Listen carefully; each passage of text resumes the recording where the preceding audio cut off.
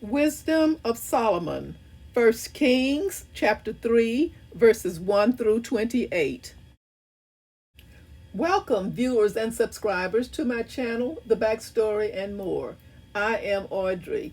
In this space, I will be highlighting Bible characters, events, and places.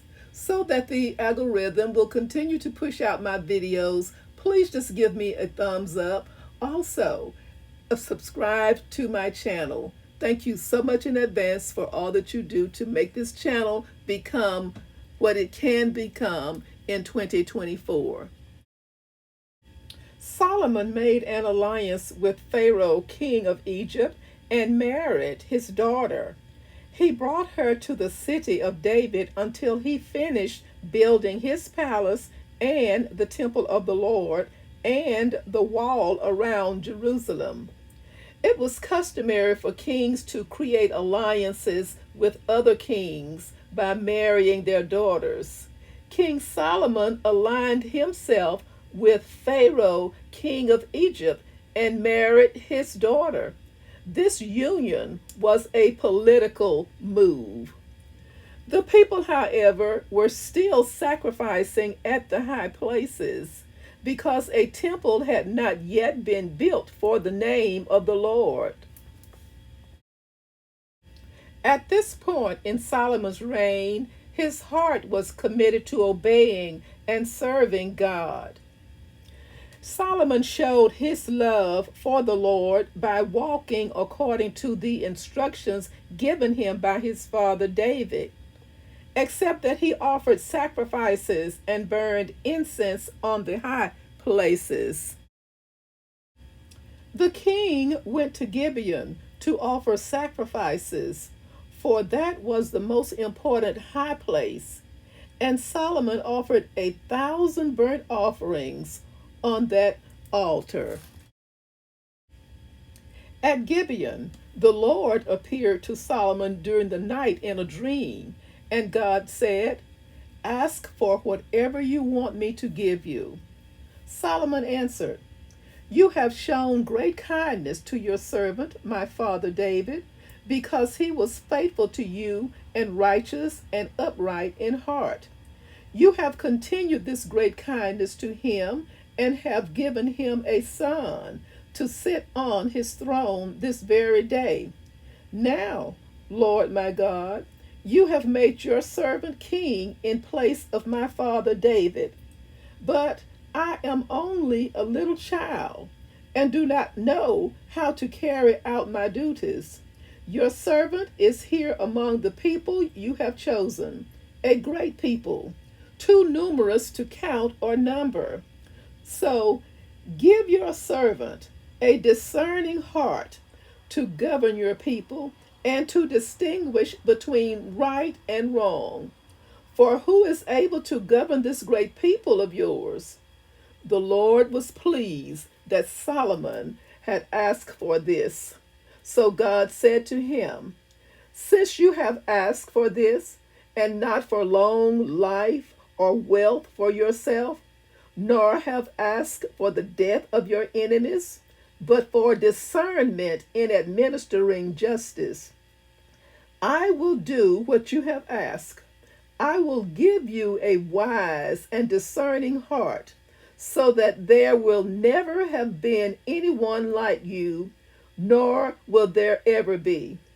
Moreover, I will give you what you have not asked for, both wealth and honor, so that in your lifetime you will have no equal among kings. And if you walk in obedience to me and keep my decrees and commands, as David your father did, I will give you a long life." Then Solomon awoke, and he realized it had been a dream.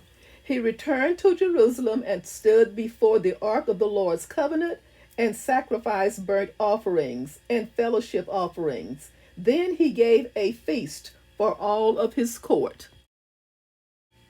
Now 2 prostitutes came to the king and stood before him. One of them said, "Pardon me, my lord, This woman and I lived in the same house, and I had a baby while she was there with me. The third day after my child was born, this woman also had a baby. We were alone. There was no one in the house but the two of us. During the night, this woman's son died because she lay on him. So she got up in the middle of the night and took my son from my side while I, your servant, was asleep. She put him by her breast and put her dead son by my breast. The next morning, I got up to nurse my son, and he was dead. But when I looked at him closely in the morning light, I saw that it wasn't the son I had born. The other woman said, "No, the living one is my son.